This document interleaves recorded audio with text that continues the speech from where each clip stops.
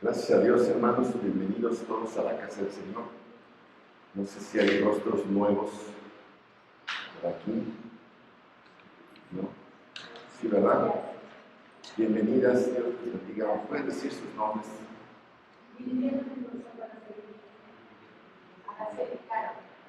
Viviana y Araceli. Gracias a Dios, aquí está. Esta es su casa. Salúdenles, por favor, ahí. Hola. Dios les bendiga.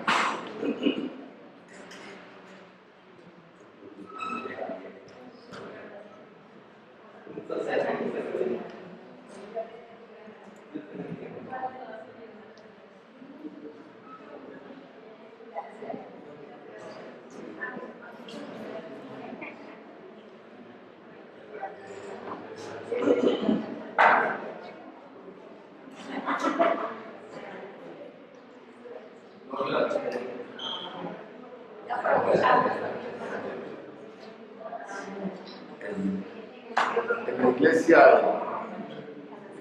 a la que estuvimos yendo cuando estábamos allá en Inglaterra, había un momento en que pues salúdense todos, conózcanse, etc.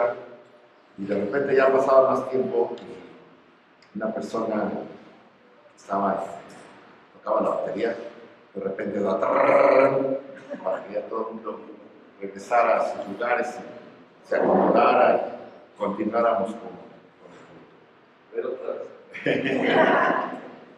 Gracias a Dios, hermanos, hoy seguimos estudiando el Evangelio de Marcos. Algunos dicen, a ver, hermanos, está saltando Marcos 11, del 1 al 11, pero ustedes recordarán que el hermano Edgar, en Semana Santa, lo predicó acerca de la entrada triunfal de Jesucristo a Jerusalén. Entonces hoy continuamos después de eso para poder nosotros tener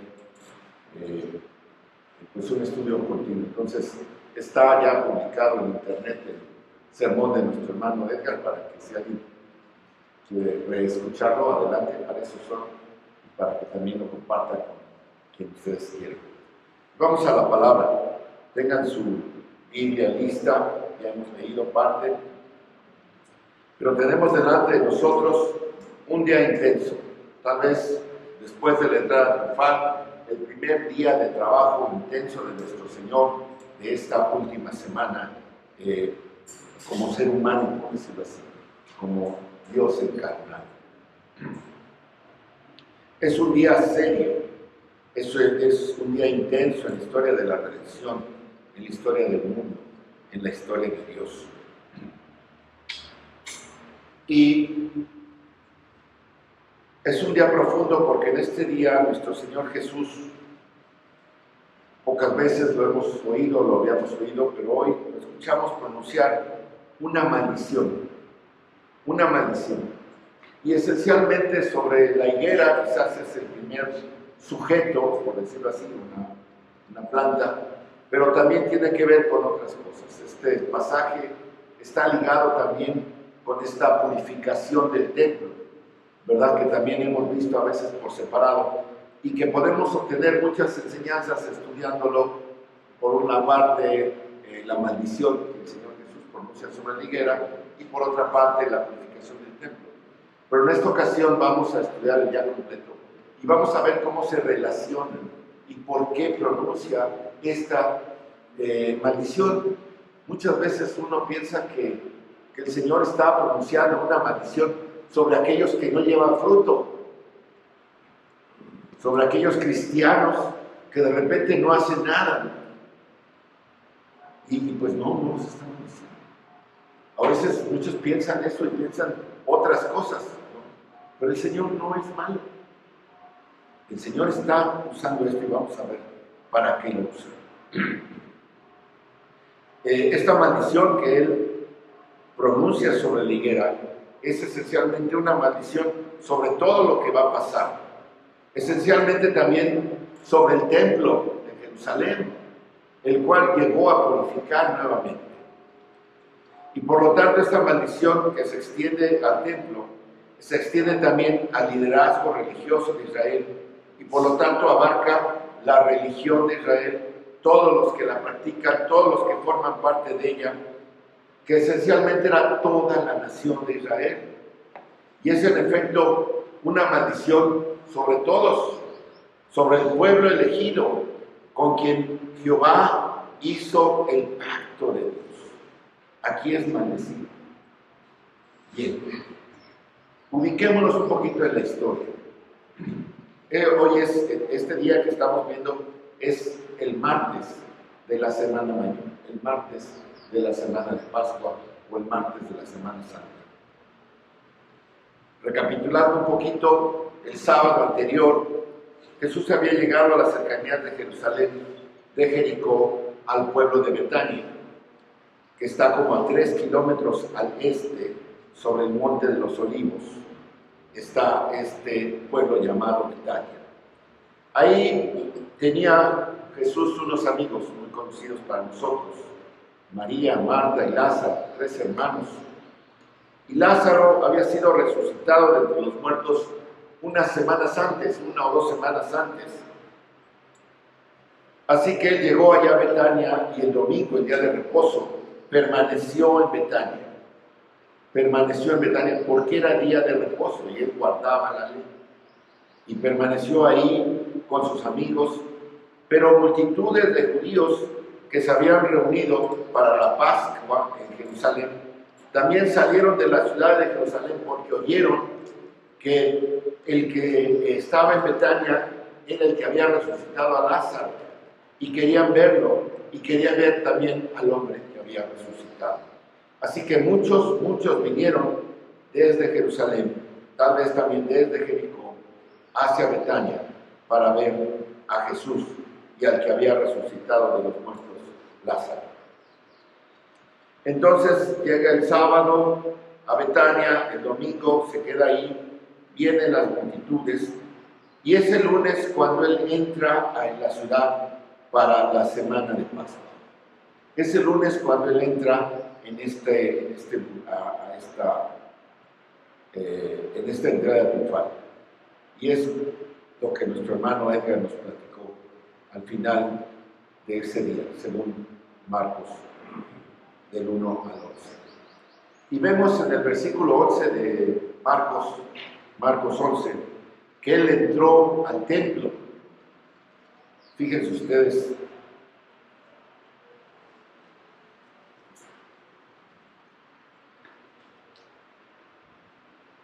Marcos 11, dice así: y entró Jesús en Jerusalén y en el templo, y habiendo mirado alrededor todas las cosas.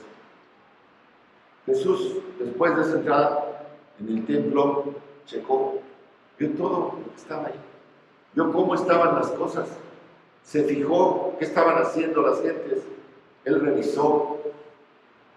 Dice el versículo 11, y habiendo mirado alrededor todas las cosas, como ya anochecía, se fue a Betania con los 12. Ahí pues el Señor vio lo que ya sabía seguramente en su omnisciencia, pero él corroboró todo eso. Así pues miró alrededor y seguramente no le gustó lo que vio. No le gustó lo que vio. Él había estado ya ahí muchas veces en su vida. Recordemos que 3 años antes de eso, en la misma época de la Pascua, el Señor Jesús arremetió y atacó a los cambistas en el templo, y lo volverá a hacer. Pero vemos en el versículo 11 que él revisó. A ver qué había pasado después de esa primera vez, hacía 3 años, que él había hecho esa purificación la primera vez. ¿Sí se acuerdan? Está narrado en Mateo. Entonces es ahora martes, el día que nos ocupa. Y es martes por la mañana, cuando vuelve con sus discípulos a Jerusalén y al templo. Regresó a Betania y ahora vuelve a salir de Betania hacia Jerusalén. Su caminata matinal, 3 kilómetros. No sé cuánto les toma a ustedes. Hay mucha gente, yo a veces camino, y sí, son 3 kilómetros, entonces son 30 minutos, 40 minutos, qué lento camino el hermano. Pero es una caminata agradable. Esto es lo que le tomó ir más o menos de Jerusalén a Betania. Claro, era de su vida. Entonces el pasaje dice, al día siguiente, cuando salieron de Betania, tuvo hambre. Yo quiero decirles, hermanos, que este milagro que hizo con la higuera en los evangelios es un milagro que yo le puse destructivo. Es un milagro que va a destruir una higuera. Y esta destrucción que Jesús hace intencionalmente, Jesús la usó para que sus discípulos lo vieran, porque ellos estaban escuchando, dice el pasaje. Y es una parábola, la usa como una parábola, como una analogía, como una metáfora, como una ilustración de la próxima destrucción del templo de Jerusalén. Esto que hace Jesús es una pista previa del juicio y una predicción del juicio de Dios sobre el templo. Este pasaje, como les dice, tiene estos dos componentes, la parábola de la higuera y el ataque de Jesús a los cambistas, a los vendedores del templo. La higuera, pues, es una predicción de la destrucción del templo por analogía, por ejemplo, y el ataque de parte de Cristo es un anticipo del templo por acción, lo hace físicamente.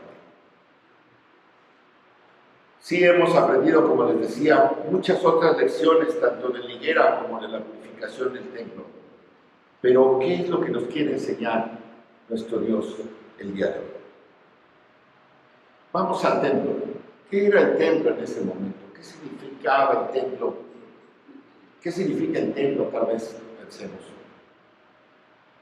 El templo de Jerusalén se ha encontrado siempre en el corazón del judaísmo.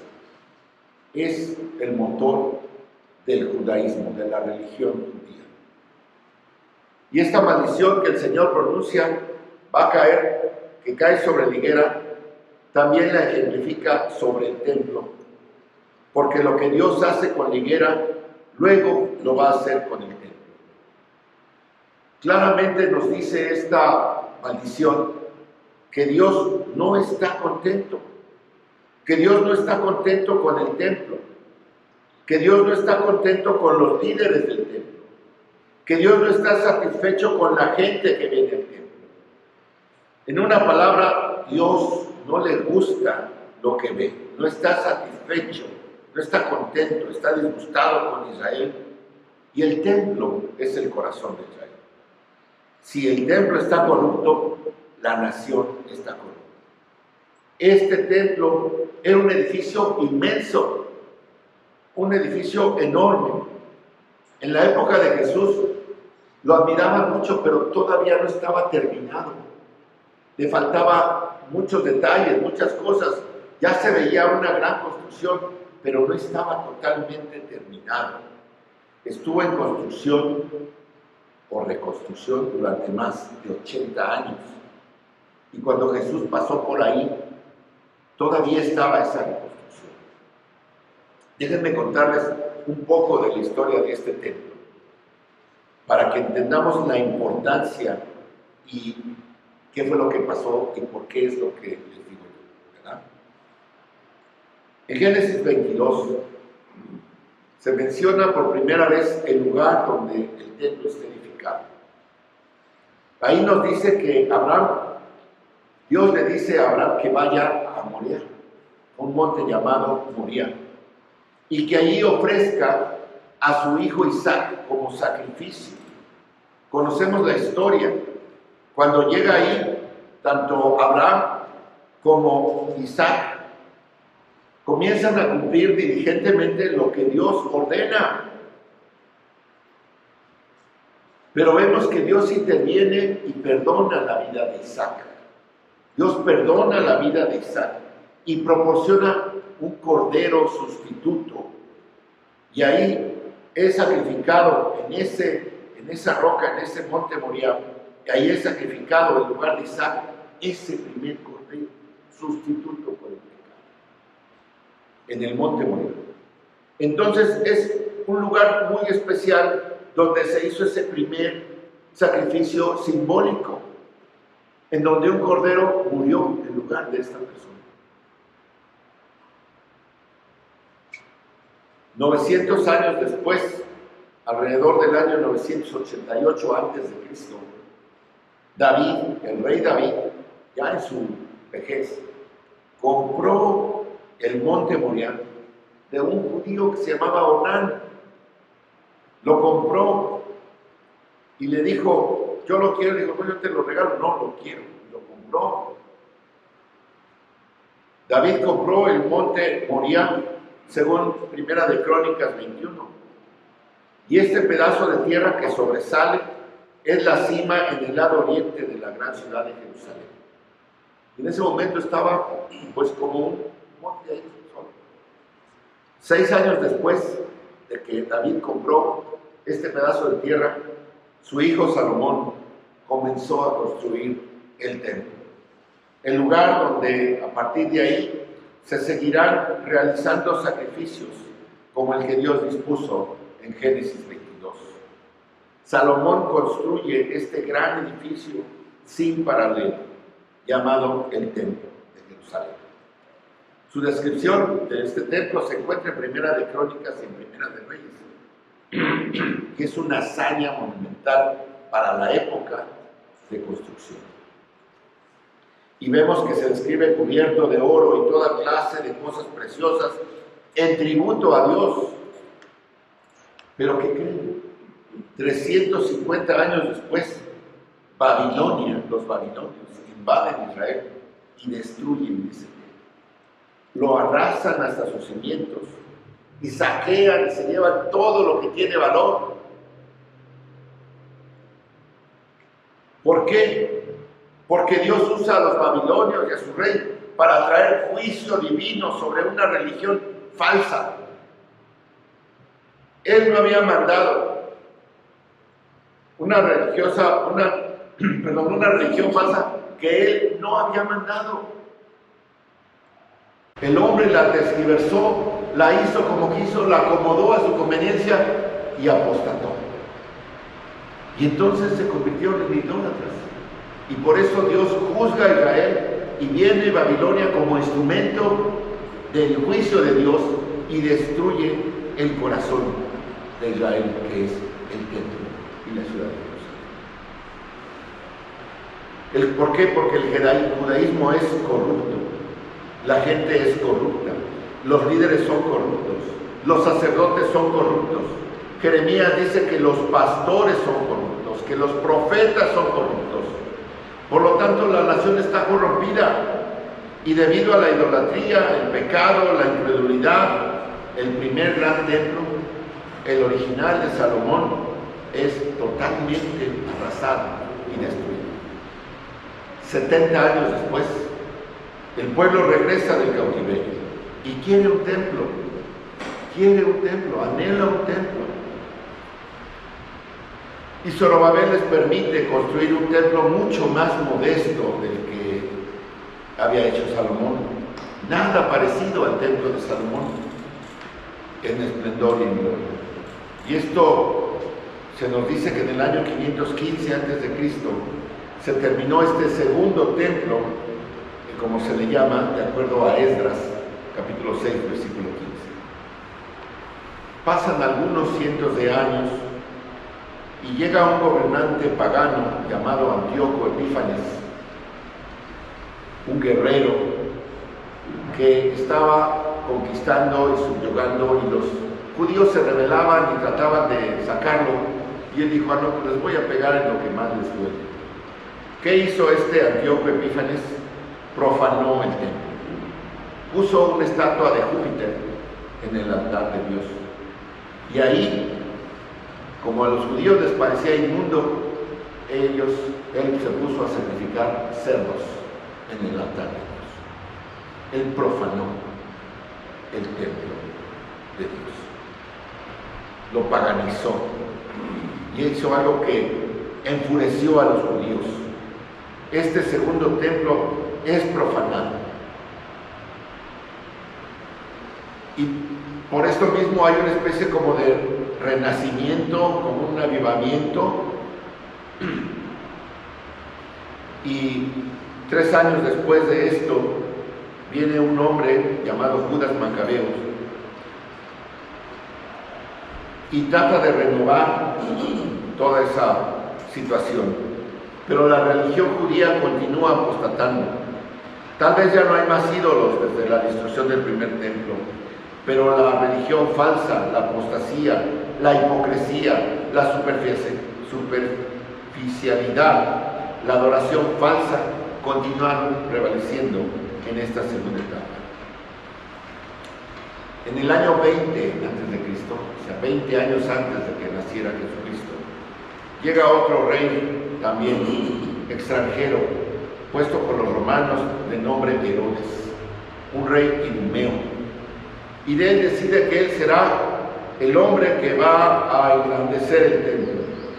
Así que tenemos un tercer templo después de estos dos, que en realidad fue una especie de remodelación, una expansión del segundo templo.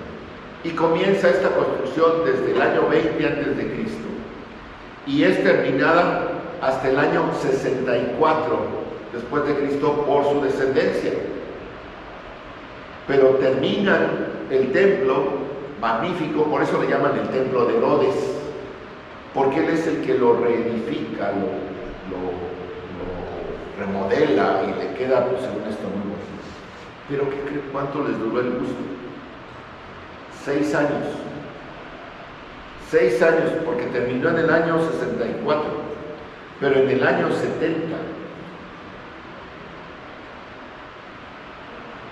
los romanos lo destruyen, lo derriban, sin dejar piedra sobre piedra, y lo vuelven a saquear como antes. Hermanos, la historia del templo de Israel, la historia del templo judío, del gran templo judío, es la historia de un ciclo repetido de apostasía de Israel. Construyes un templo para adorar a Dios, dedicas el templo, te consagras, pero de repente caes en una falsa religión, caes en la hipocresía, en la superficialidad, en la simulación, y Dios trae juicio, y el juicio viene justo en el corazón de Israel, al templo. Y cada que cae el templo, la nación cae, y el templo es aplastado y la nación es derribada. Una vez por los babilonios, por Antíoco y nuevamente por Tito y el emperador Vespasiano en el año 70. Y desde entonces no ha habido un templo en Jerusalén. Hoy la construcción que existe es la famosa Mezquita de la Roca, porque en el centro de la roca está una piedra donde se supone que Isaac iba a ser sacrificado.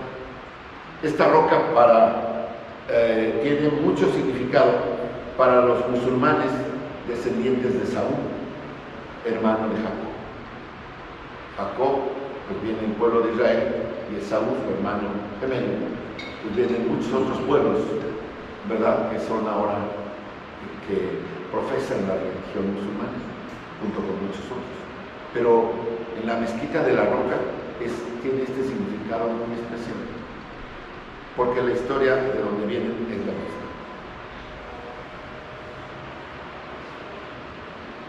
¿Habrá otro templo? La Biblia nos dice que habrá un templo en el tiempo de la gran tribulación, como leemos en Daniel 9, y que será nuevamente profanado por el anticristo, quien cometerá allí lo que se llama la abominación desoladora. Así que habrá otro intento de adoración que será juzgado, y finalmente habrá un quinto templo, y ese templo será el templo lleno de gloria. Es el templo descrito en Ezequiel 43 como el templo del Mesías en el reino de Dios. Así, hermanos, podemos prácticamente rastrear toda la historia del pueblo de Israel por la historia del templo. Y ahora lo que tenemos, Jesús está dando un anticipo de la destrucción del tercer templo. Entonces son dos aspectos. Uno, la maldición anticipada y retratada en analogía en la figura de la higuera. Y dos, la maldición anticipada y retratada en la acción de purificación del templo por parte de Jesús. La analogía es la higuera, versículo 12, dice: al día siguiente, cuando habían salido de Betania, tuvo hambre. Quiere decir que dejó la casa de María, de Marta y de Lázaro, donde iba cada noche a descansar, a dormir, y por la mañana salió muy temprano. Y seguramente, como muchos de nosotros, de repente salió sin desayunar, ¿verdad? Seguro Jesús se levantó muy temprano a orar, como era su costumbre, y dijo: ya es hora, vámonos. Y no desayunó. Entonces él está llegando a la ciudad, sabe que tiene un día completo por delante, y lo que está a punto va a requerir, a punto de hacer, va a requerir de una gran cantidad de energía humana y necesita alimento, tiene hambre. Entonces él sabe lo que va a hacer, porque ya lo había visto el día anterior, dice: ya vi cómo está la cosa. Y ahorita les digo cuál creo que haya sido la reflexión de nuestro Señor. Él sabe que va a entrar en ese templo y va a actuar como evidencia del juicio venidero sobre este templo que va a suceder 40 años después, en el año 70 después de Cristo. Dice: viendo de lejos, en el versículo 13, vio una higuera con hojas. No sé si ustedes conocen las higueras. Yo tenía una higuera mi mamá en su casa en Cané Malbuena, y era una higuera que estaba pegada a la pared y daba muy buenos higos. Y yo me acuerdo cuando leí esto, que la higuera en invierno se queda pelona, se le caen todas las hojas, se le secan, y las hojas de parras son así como afilpaditas, ¿verdad? Se ponen duras y hasta pican, ¿verdad? Y se caen y se secan. Pero cuando la higuera va a reverdecer, por decirlo así, los frutos comienzan a brotar. Primero comienzan a brotar las florecitas y los frutos, y luego salen las hojas. Yo no me acordaba de eso, ¿verdad? Pero cuando lo leí aquí, pues dije: pues sí me acuerdo de esa higuera en casa de mi mamá, que el fruto aparece por primera vez en la higuera, más o menos en marzo y abril, que es la época del año que estamos hablando, en la Pascua. Así que debió de haber tenido, porque ya había hojas, algunos frutos, no muy maduros, pero sí eran comestibles. El higo inmaduro se puede comer. Y entonces el Señor fue y buscó, porque él vio el árbol con hojas, y fue a ver si tal vez encontraría algo. Pero cuando llegó no encontró más que hojas. Una falsa esperanza, tal vez, de pretensión de fruto. Pero el Señor usa esto como una enseñanza para sus discípulos, y su respuesta es una parábola, porque Él pronuncia una maldición. Dice: nunca jamás coma nadie fruto de ti. Mateo 21:19 dice: nunca jamás nazca de ti fruto. Por lo tanto, nadie vuelva a comer fruto de ti. Básicamente pronunció una maldición que mató al árbol. Por eso digo que es el único milagro destructivo en los evangelios. ¿Cómo sé que es una maldición? Fíjense lo que dice el versículo 21. Entonces Pedro, acordándose, le dijo: maestro, mira, la higuera que maldijiste se ha secado. Sí pronunció una maldición.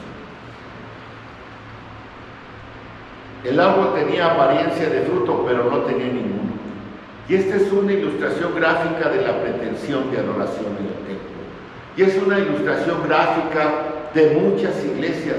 Y es una ilustración gráfica de muchos individuos. Por eso es que tienen una riqueza tremenda para nosotros. Porque hay mucha pretensión de adoración, hay hojas, pero no hay fruto. Hay hipocresía al máximo. Recordemos Mateo 23, cuando Jesús le habla a los líderes de Israel, les dice, son hipócritas, y otra vez, son hipócritas, y otra vez, y son hipócritas, porque toda la operación del templo no era más que hojas. Por lo tanto, el templo está condenado, lo que significa que su destrucción segura. Y así pronuncia esta condenación. Esta parábola de la higuera está literalmente ligada, y por eso les digo que creo que el Señor estaba pensando en esto, con otra parábola de nuestro Señor que Él dio en Lucas 13:6. La parábola de esta higuera seca, o sea, el hecho de que haya secado, está conectada con Lucas 13:6. Fíjense lo que dice Lucas 13:6 al 9. Dijo también esta parábola: tenía un hombre una higuera plantada en su viña, y vino a buscar fruto en ella, y no la halló. Y dijo al viñador: he aquí hace 3 años que vengo a buscar fruto en esta higuera, y no lo hallo. Córtala. ¿Para qué inutiliza también la tierra? Él entonces respondiendo le dijo: Señor, déjala todavía este año, hasta que yo cabe alrededor de ella y la abone. Y si diere fruto, bien; si no, la cortarás después. No sé si se fijan en las coincidencias, entre comillas. ¿Cuánto tiempo le había pasado en que había venido a ver fruto y no tenía? 3 años. ¿Cuántos años duró el ministerio de nuestro Señor? 3 años. ¿Qué estaba buscando el Señor? Fruto. Y no lo halló. Y se le dio otra oportunidad. Bueno, la voy a abonar, me pasó a mí con un limón que había dado fruto, pero de repente dejó de dar. Entonces ahí estoy yo picándole, echando abono, echando triple 17, sulfato, comprando costal de abono y echándole harta agua. Al final se murió. No dio ni un limón más. Pero, ¿qué pasó? Seguramente alguien trató de hacer algo. Jesús trató de hacer algo. Jesús, todo su ministerio, estuvo tratando de redimir al pueblo, llamándonos. Esta otra parábola, se le hace la súplica: dale un poco más de tiempo. Y ya ha pasado ese poco más de tiempo y no ha habido ningún cambio, no ha habido arrepentimiento y no se han vuelto a Él. Entonces, aquí, la parábola de Lucas 13:6 continúa en Marcos 11. Es el tiempo, es al fin y al cabo una pretensión infructuosa de adoración. Significa que el judaísmo está espiritualmente macabro. Y los discípulos, dice el versículo 14, que escuchaban, que decían: ¿qué estarían pensando los discípulos? ¿Qué estaríamos pensando nosotros al escuchar esto? Podrían estar pensando en el sermón de la montaña, donde Jesús les dijo: por sus frutos los conoceréis. Dijo: pues ¿dónde están mis frutos? Y se pusieron a pensar y a reflexionar: ¿dónde están los frutos que el Señor quiere? Pero tal vez también estuvieron pensando en el Antiguo Testamento, como lo que dice Deuteronomio 28, donde se nos narra sobre la desobediencia y la obediencia. ¿Qué pasa si hay obediencia? ¿Qué pasa si hay desobediencia? Deuteronomio 28, ¿verdad? Es cuando llegaron por primera vez a la tierra y se pronunciaron las bendiciones y las maldiciones. Y Moisés les dijo cuál sería el futuro en función de que si obedecían o si no obedecían. Y tal vez los discípulos están procesando muchas cosas, entre ellos esta amenaza muy familiar cuando lo vieron maldecir al árbol y por lo tanto maldecir al templo y por lo tanto maldecir al municipio. La aplicación directa es al templo, pero se expande al liderazgo del templo, a los participantes del templo y por tanto a toda la nación. Y eso se vuelve también a cada individuo. Pablo dice que él tenía celo de Dios y que muchos tenían celo de Dios antes de ser converso, por eso perseguía a la iglesia. Pablo dice, tengo celo de Dios, tenía celo de Dios, pero ¿qué estaba haciendo? Persiguiendo a los cristianos.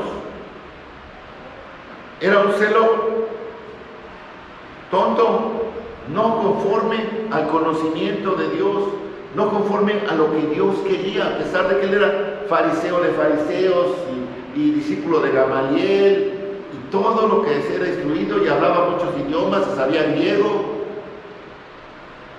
pero estaba entenebrecido y estaba haciendo las cosas mal. Ese es el caso de Pablo. Pero aquí vemos que el pueblo de Israel cometió un error fatal. Ya no adoraban ídolos. Eso fue lo que causó la destrucción del primer templo. Y un ídolo, Júpiter, causó la destrucción del segundo. Pero la destrucción de este templo no se trata de ídolos. Fíjense de lo que se trata. Se trata de lo que estaba haciendo el pueblo de Israel, de establecer su propia justicia.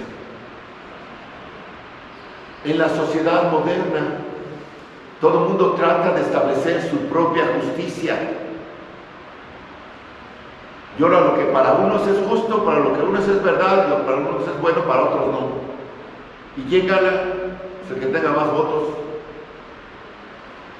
¿O quién pierde? El más débil, el que no ejerce fuerza.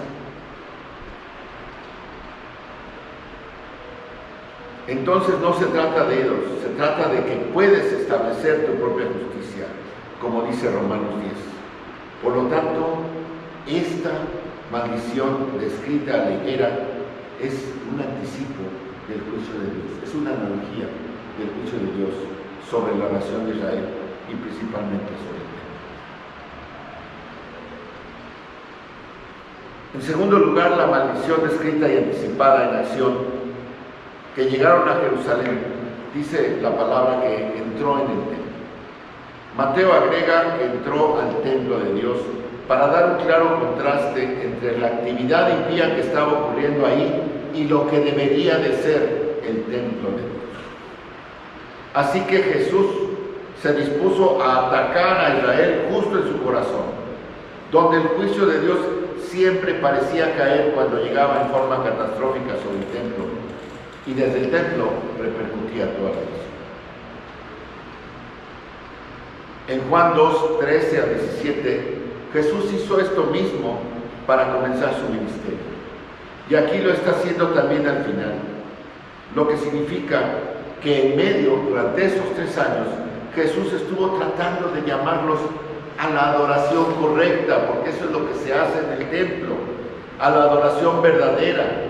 Todo el ministerio de nuestro Señor Jesús y todo lo que concierne a Dios se centra en un tema: la adoración. La adoración. El Padre busca, dice según Juan 4, verdaderos adoradores que le adoren en espíritu y en verdad. El Hijo del Hombre vino a buscar para el Padre a esos verdaderos adoradores. La iglesia se compone de los que adoran a Dios en el Espíritu, los que se regocijan en Cristo y no dan confianza ni parte a la carne. Según Filipenses 3, esos somos los verdaderos adoradores. Nuestro Señor caminó por el mundo durante 3 años y estaba absolutamente pendiente de todo. En su omnisciencia Él conoce todo. No sabemos hasta qué grado la ejerció, pero pues la tiene, no lo sabemos. Pero era claro que Él sabía todas las cosas, inclusive cosas que no podría nadie saber si Él no fuera Dios. Entonces nada se le escapa. Él sabe el verdadero corazón del hombre, si viene a adorar en espíritu y en verdad. Nada se le escapó. Él vio cada realidad inquietante, muchas veces que hay en el corazón de cada persona. Les decía la semana pasada qué inquietante sería que yo supiera lo que están pensando. Para mí, qué perturbador sería. Pero no es así, gracias a Dios. Pero el Señor sí lo sabe, Jesucristo sí conoce lo que piensas, lo que sientes, lo que intentas, antes de que lo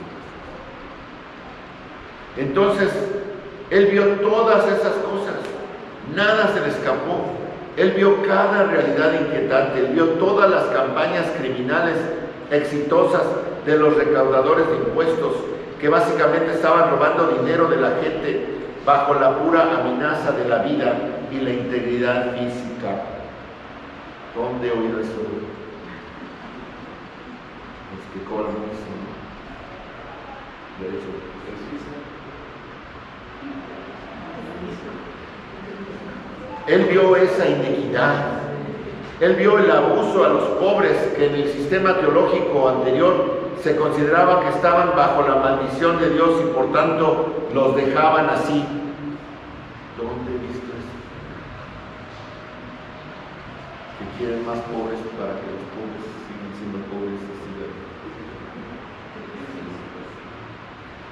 Él vio la terrible situación de los enfermos que también estaban bajo juicio divino y se les dejaba así porque dicen, es su culpa, están malditos por su culpa, por su pecado. ¿Dónde? Hoy en día el sistema de salud está como en Él sabía todo eso y estoy seguro de que sabía muchas cosas que requerían de una reforma social. Estoy seguro de que Jesús sabía qué hacer y Él sabía de muchas cosas que requerían una acción política para el bienestar común y sabía cómo hacerlo, pero no vino a hacer eso. Él sabía que se necesitaban reformadores para encargarse de esas cosas. Él sabía que se necesitaban soldados y policías para proteger a la gente de la conducta criminal y tener en orden el pueblo. Pero no vino a hacer eso. Él nunca habló nada de eso. Él no habló ni de reforma social, ni de cambios estructurales o cambios políticos. No habló de derrocar a los romanos. No habló de cambiar la situación de los pobres y los enfermos. ¿Estaba molesto con eso? Sí lo estaba. Seguro que sí lo estaba. Todo lo que no era justo lo perturbaba. Pero nunca se desvió del tema verdadero y dominante que ocupó toda su vida. Y ese tema fue la adoración a Dios. La relación del hombre con Dios. Esa es la adoración. Es la relación del hombre con Dios. Ese es el problema fundamental para Jesucristo. Y en última instancia, hermanos, nada más podría corregirse hasta que el tema principal, la relación del hombre con Dios, fuera corregido. Si no corregimos la relación del hombre con Dios, nada de lo que está aquí afuera problemado se puede corregir.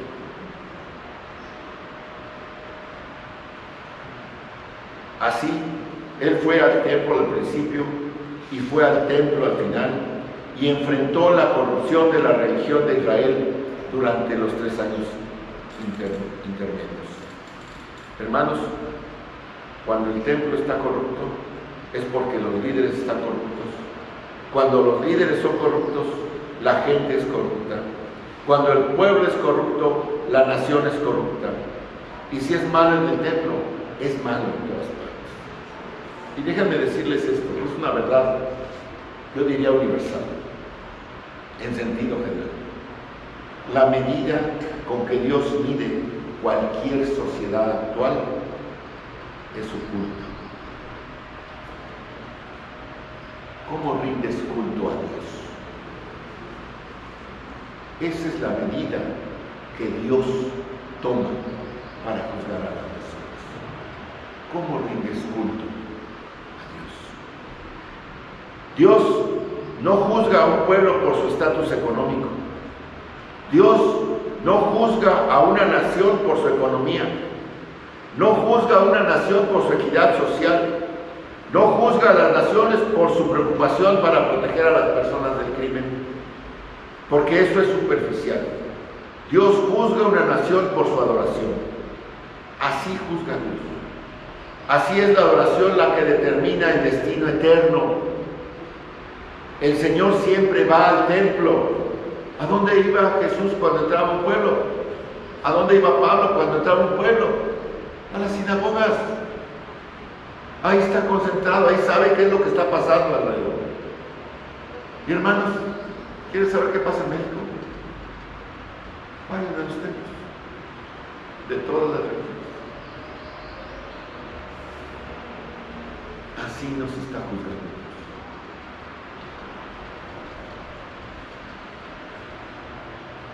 El Señor siempre va al templo, siempre va al corazón de la adoración. Por eso Pedro dijo, y tal vez lo entendió este día que estuvo con Jesús, y lo repite él en 1 de Pedro 4:7, dice, porque es tiempo de que el juicio comience. ¿Por dónde? Por la casa de Dios. Porque es tiempo de que el juicio comience por la casa de Dios. Y si primero comienza por nosotros, ¿cuál será el fin de aquellos que no obedecen al Evangelio de Dios? Eso lo dijo Pedro. Y seguramente pienso que lo aprendió en ese momento de que Jesús estaba maldiciendo a la iglesia. El juicio siempre comienza con la casa de Dios. Pensemos pues en términos de nuestra nación. Pensemos en términos de México. Nada nos protegerá del juicio de Dios. Nada económico, nada social, ninguna transformación, nada nos protegerá del juicio de Dios, excepto la relación correcta con Dios.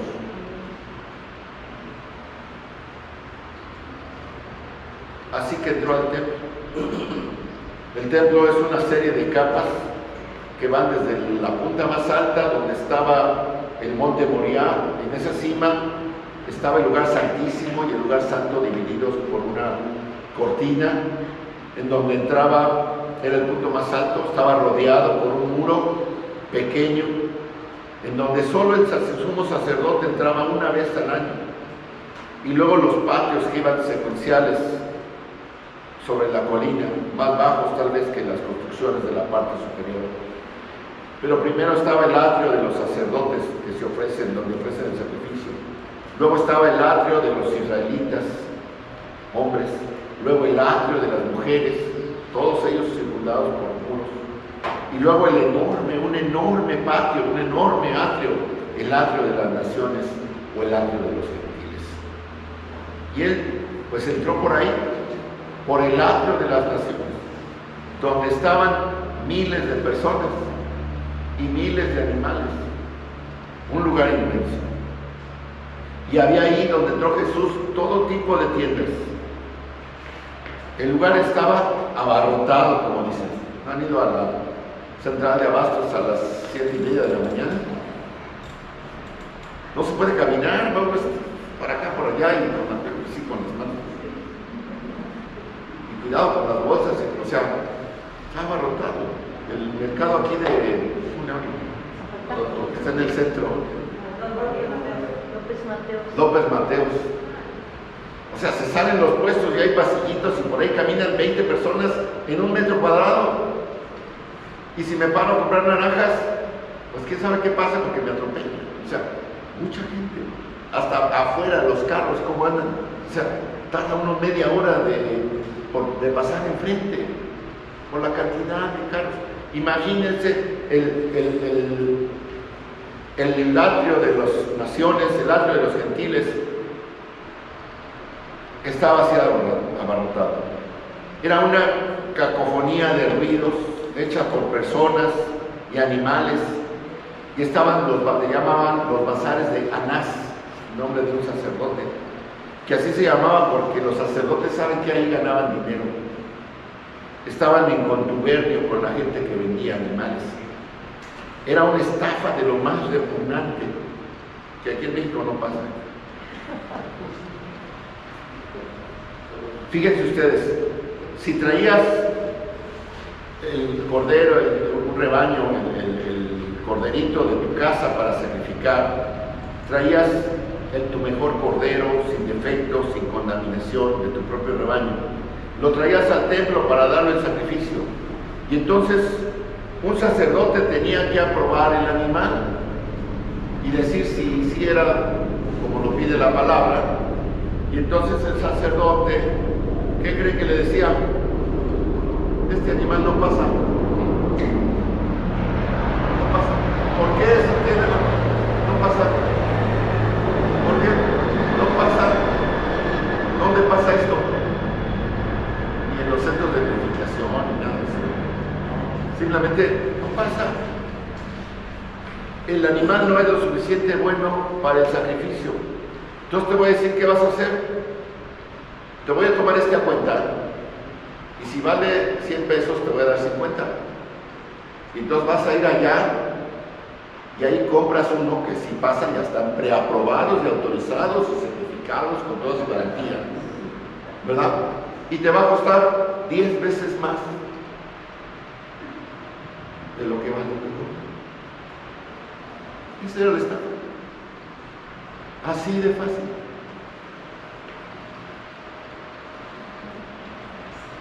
También se le pediría que tenga el impuesto del templo, que le llamaban el medio shekel, que era un cierto tipo de moneda especial. No podías dar ese impuesto en otro tipo de moneda, tenía que ser esa moneda. Entonces tenías que ir a cambiar tus pesos por shekels. Y si el shekel normalmente valía 20 pesos, pues te lo vendían en 50. ¿Verdad? Abusaban, por eso decían la mesa de los cambistas, porque las ofrendas tenían que darse en esa moneda especial y se las tomaban a un tipo de cambio mucho más alto de lo que debe ser, normalmente el 25% más del valor nominal.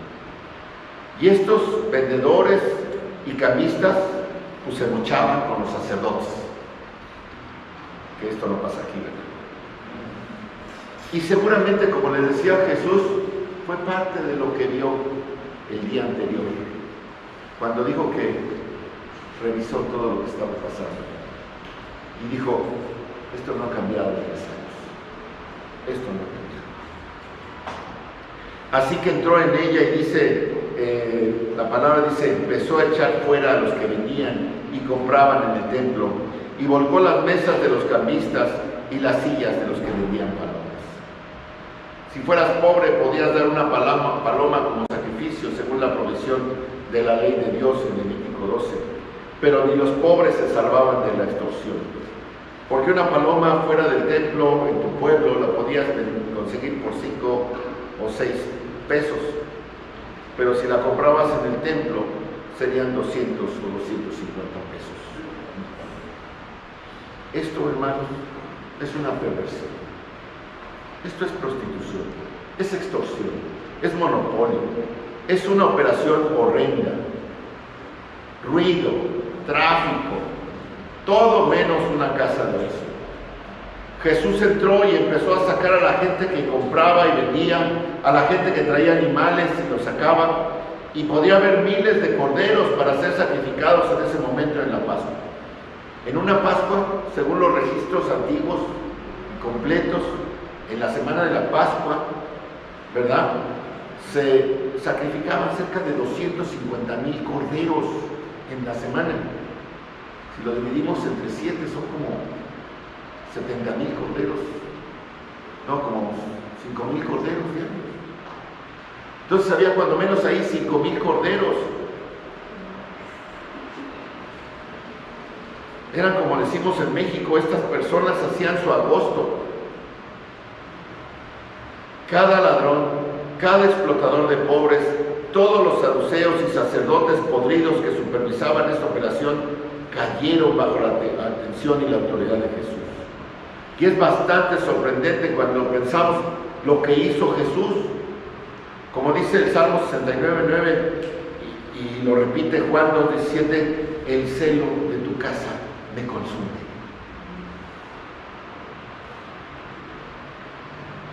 ¿Cómo hizo esto Jesús? Está el factor sorpresa. Llegó y empezó a hacerlo. Pero hermanos, Jesús tenía el poder, la fuerza, la resistencia, la autoridad y el dominio para hacer esto. Y nadie podía detenerlo. Yo me imagino a Jesús ejerciendo una fuerza muy superior a la de Sansón. Claro que podía hacerlo Jesús. ¿Quién le dio la fuerza a Sansón? Pues yo me imagino a Jesús ejerciendo esta fuerza tremenda. Es una gran demostración de poder. Dice el versículo 16 de Marcos: y no consentía que nadie atravesase el templo llevando utensilio alguno. O sea, de repente echó a todos y a partir de ahí a nadie se le puso enfrente. Tremenda fuerza, tremendo poder. Jesús detuvo en seco toda la operación. Pateó taburetes, cajas, mesas, detuvo la gente, todo. Evacuó el lugar de todas las personas. Seguramente quedó un desorden tremendo ahí, todo tirado, todo arrasado, lleno de escombros por todas partes. No fue una limpieza, fue una maldición lo que cayó sobre el templo. Más adelante en el mismo capítulo 28, los líderes le dicen: ¿con qué autoridad hace esto? O le preguntan: ¿con qué poder eres capaz de hacer esto? Porque no se le pudieron poner enfrente.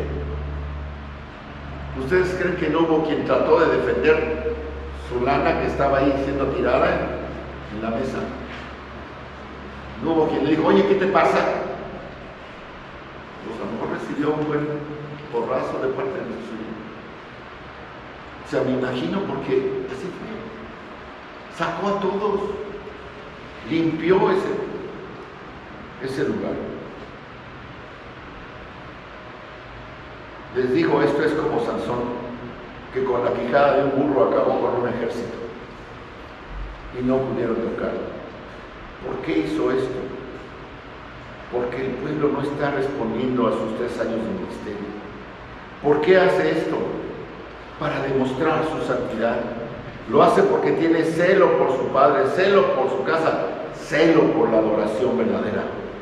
Lo hace para demostrar, para reivindicar la actitud y la justicia.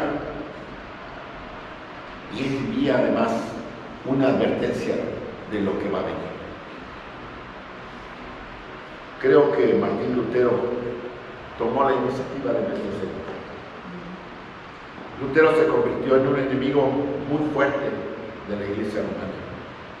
Y si alguien en la historia de la Iglesia alguna vez anuló o hizo algo parecido a lo que hizo Jesús en estas 2 veces, fue Lutero, cuando clavó sus 95 tesis y se puso en contra de la venta de las indulgencias y paró todo el aparato económico del clero. Ese es el corazón de Cristo. Hermanos, cuando la iglesia es corrupta, el Señor no lo admite. El Señor odia a los que pervierten la adoración. Y hay muchas cosas que no están bien en la iglesia. Y hay algunas cosas que están mal. Y hay muchas cosas en la sociedad que podemos arreglar. Pero el Señor odia a los que pervierten la adoración. Y el Señor ama a los que buscan ser verdaderos adoradores. Podemos clamar al Señor hoy y decir: Señor, haz lo mismo aquí en tu iglesia. Ven y límpianos. Ven y purifícanos. ¿Podemos decirlo, hermano? Sí. ¿O vamos a salir corriendo porque no podemos hacerlo?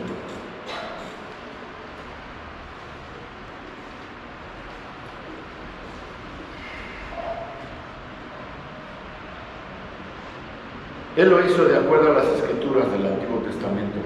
Versículo 17 dice: comenzó a enseñar y les dijo: esto es lo que enseñó, esto es lo que sería el Señor. Y en un solo par de oraciones, aunque él debe haber dicho muchas otras cosas más, él usa estos textos del Antiguo Testamento, porque les dice primero: no está escrito. ¿No se acuerdan? Que ya leyeron, que está escrito, ¿verdad? Es una fórmula para referirse al Antiguo Testamento. ¿Y qué les dice? Mi casa casa de oración será llamada para todas las naciones. Isaías 56:7. Es lo que está diciéndoles Jesús. No está escrito que mi casa, ¿qué? Es casa de oración para todas las naciones.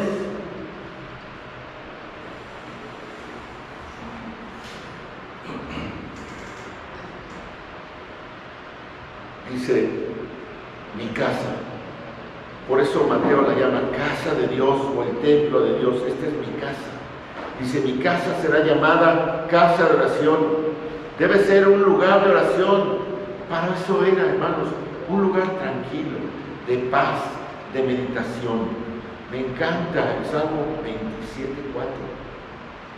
Cuando dice David, una cosa he demandado a Jehová, esta buscaré, que esté yo en la casa de Jehová todos los días de mi vida, para contemplar la hermosura de Jehová y para inquirir en su templo. La casa de Dios es un lugar para contemplar a Dios, para contemplar su majestad, para contemplar su gloria, para meditar en su templo. Y eso requiere de algo especial. No es un lugar de espectáculos, no es un lugar para sentirme bien. Y vean ustedes a Ana, la mamá de Samuel, se sentía bien.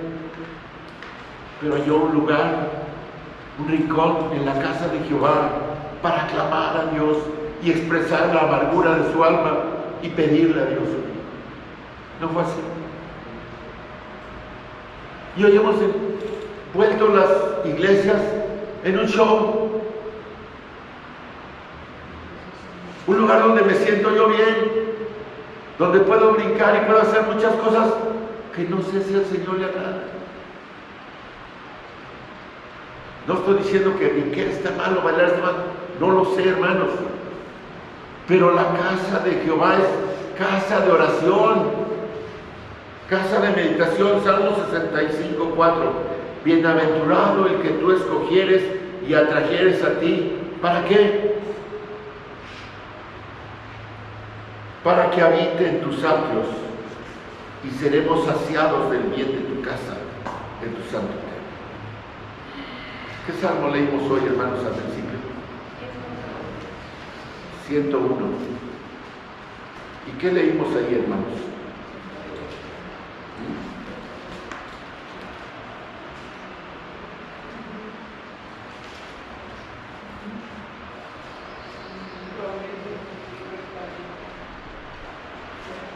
Dice Jehová, versículo 7, no habitará dentro de mi casa el que hace fraude, el que habla mentiras no se afirmará delante de mis ojos.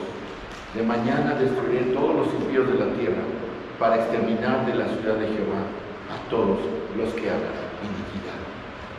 ¿Qué está haciendo Jesús en el templo? Sacando a todos estos. Está haciendo lo que dice este salmo.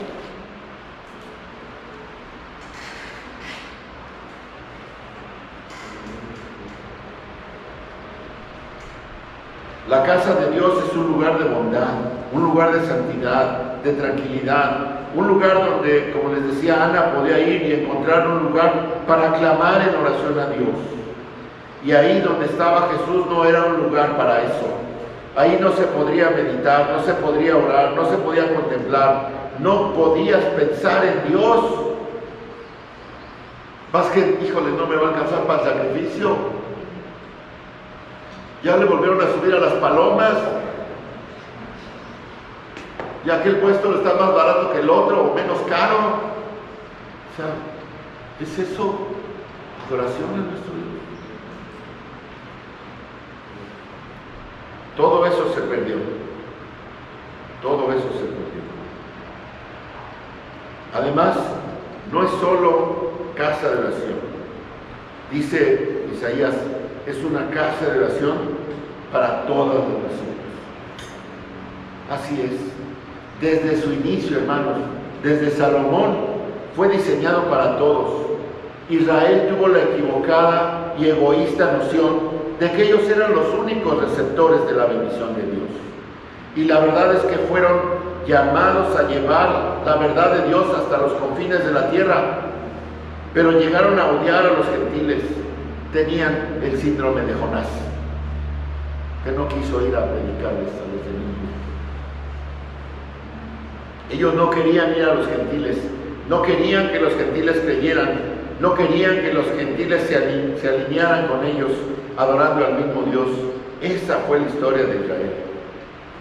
Hermanos, una de las razones por las que la iglesia existe es porque el pueblo de Dios, el pueblo que Dios había escogido para ser su testigo en el mundo, no quiso testificar, no quiso tener nada que ver con las naciones, los dejó de lado.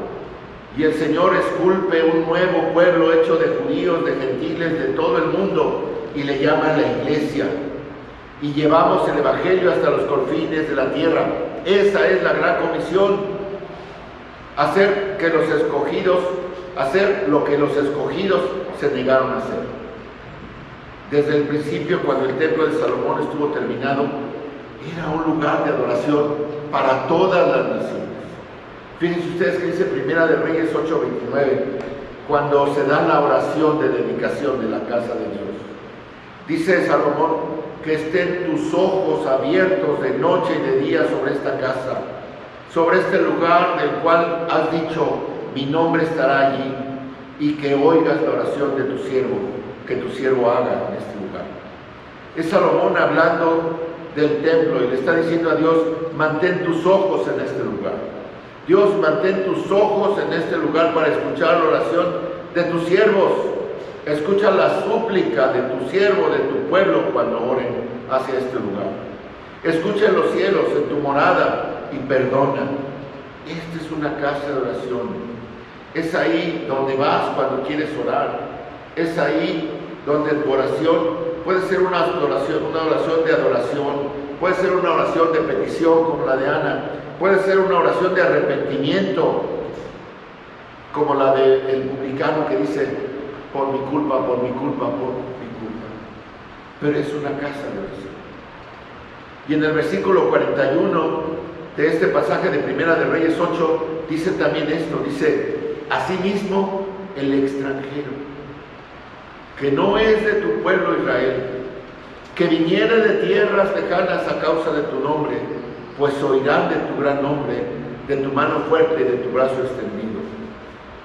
Y viniera a orar a esta casa, tú oirás en los cielos, en el lugar de tu morada, y harás conforme a todo aquello por lo cual el extranjero hubiera clamado a ti, para que todos los pueblos de la tierra conozcan tu nombre y te teman, como tu pueblo Israel, y entiendan que tu nombre es invocado sobre esta casa que yo edifico. Así confirma Salomón, que es una casa de oración para todos. Es el lugar donde todos pueden acudir a adorar, a reconciliarse con Dios, a conocerle, a entregarse al servicio y adoración desde cualquier parte del mundo. Y sin embargo Jesús les dice: sin embargo ustedes la habéis hecho fuera de la cruz. Y eso es directamente lo que Jeremías dice en Jeremías 7:11. Él está prediciendo el juicio del cautiverio babilónico y la destrucción del primer gran templo de su venida. ¿Se ha convertido esta casa sobre la cual es invocado mi nombre en cueva de ladrones delante de tus ojos? He aquí, yo mismo lo he visto, dice el Señor. El primer juicio vino por la profanación de ese lugar y convertirlo en una cueva de ladrones. Hermanos, los ladrones a lo largo de los caminos se escondían en cuevas y saltaban muchas veces de las cuevas de Israel y robaban y saqueaban y se regresaban a las cuevas a contar su botín. Y en eso se había convertido este lugar, un lugar que era de quietud y de oración, ahora es un lugar de saqueo y de robo. Dice el versículo 18, perdón.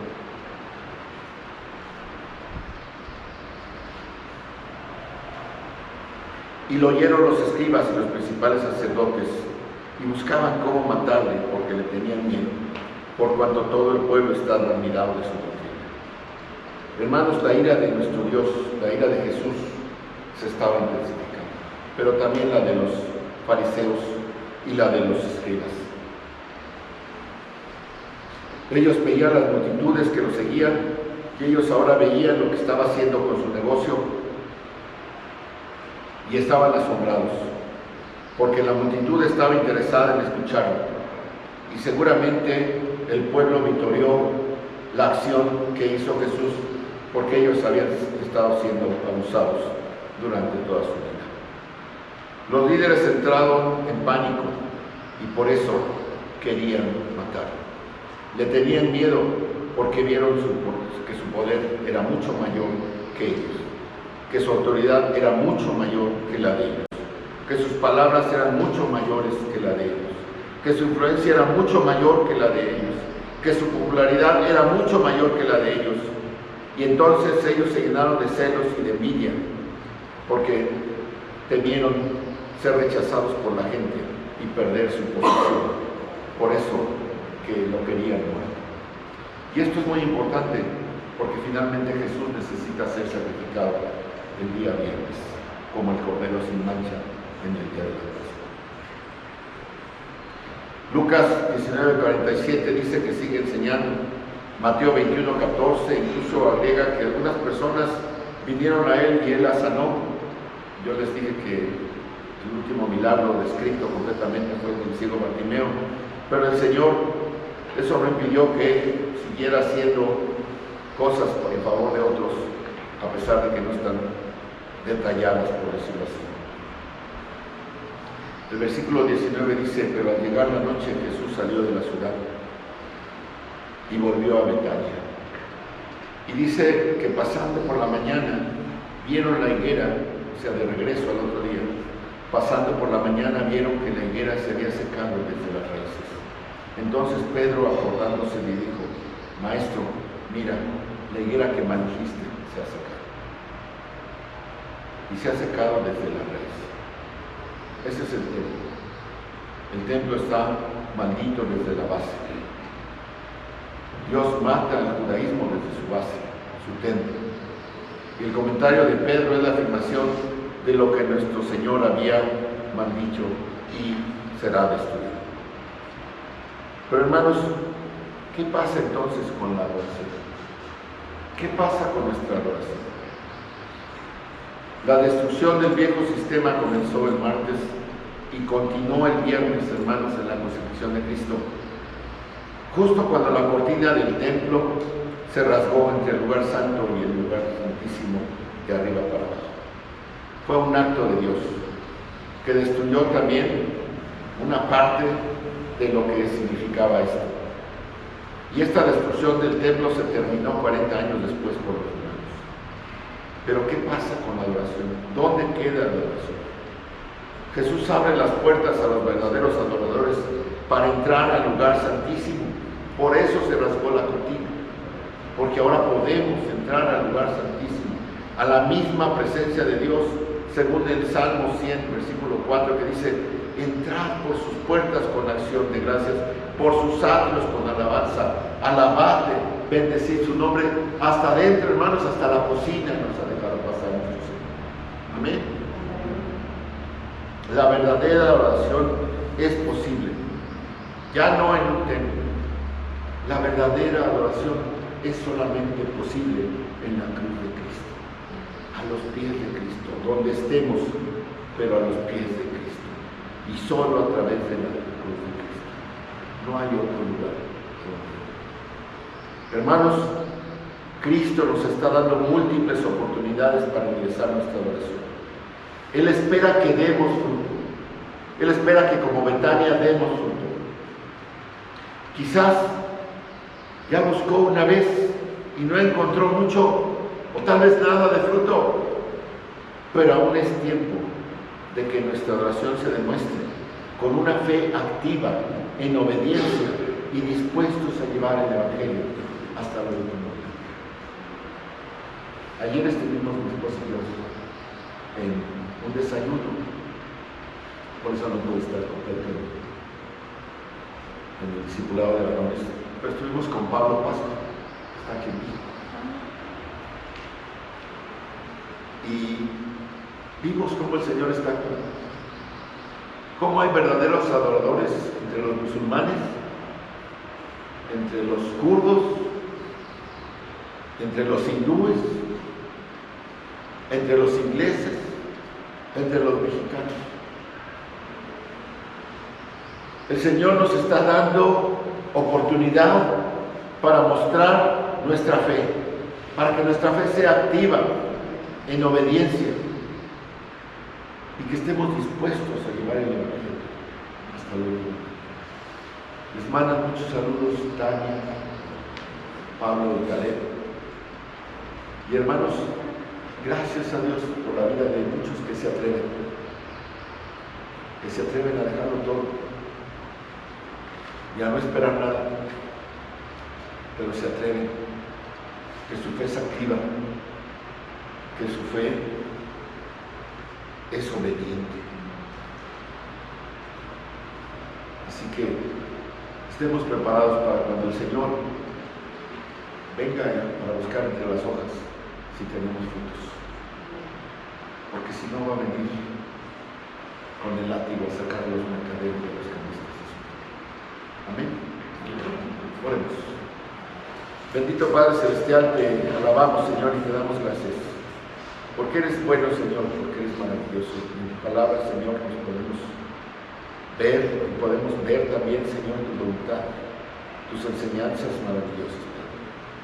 Permite que podamos, Señor, llevar mucho fruto, Señor, como tú quieres, como tú lo ordenas. Que no pongamos ningún pero, sino que seamos obedientes, Señor, a lo que tú nos has llamado. Que podamos ser así verdaderos adoradores, en espíritu y en verdad, en testimonio y en acción, Padre. En el nombre de tu Hijo amado, Cristo Jesús. Amén. Amén. Amén.